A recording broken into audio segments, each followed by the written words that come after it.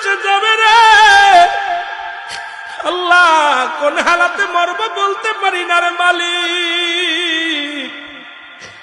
অনেকেই মরণের সময় একটা অঙ্গ পড়ে যায়, যারা কাপন পরে, যারা গোসল করাইছেন, কত মানুষের গোসল করাইলাম, দেখি গোসল করাতে যায় পায়খানা করে দিছে, প্রস্রাব করে দিছে, তাদের মৃত্যুটা কত কঠিন হয়েছে।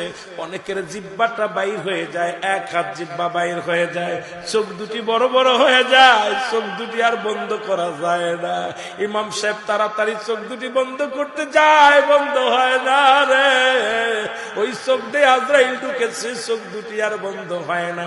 জিহ্বা দিয়া গাল দিয়া আজরাইল জানটা বাইর করেছে, জিহ্বাটা এক হাত বাইর হয়ে গেছে আর ভিতরে ঢোকে নাই।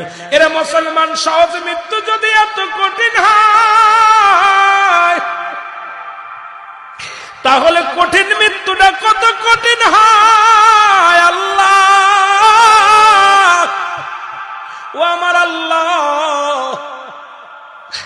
আল্লাহ আমাদের মৃত্যুটা তুমি সহজ করে দিও।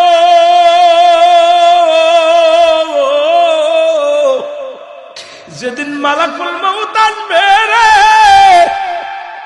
আল্লাহ, রাসূলের সিয়ারা মুবারক কায়না বানায়া দিও আল্লাহ, জবানের মধ্যে মধুর কালেমা জারি করে দিও আল্লাহ। ওই মৃত্যু যন্ত্রণা সব চাইতে সহজ করে দিও গো আল্লাহ।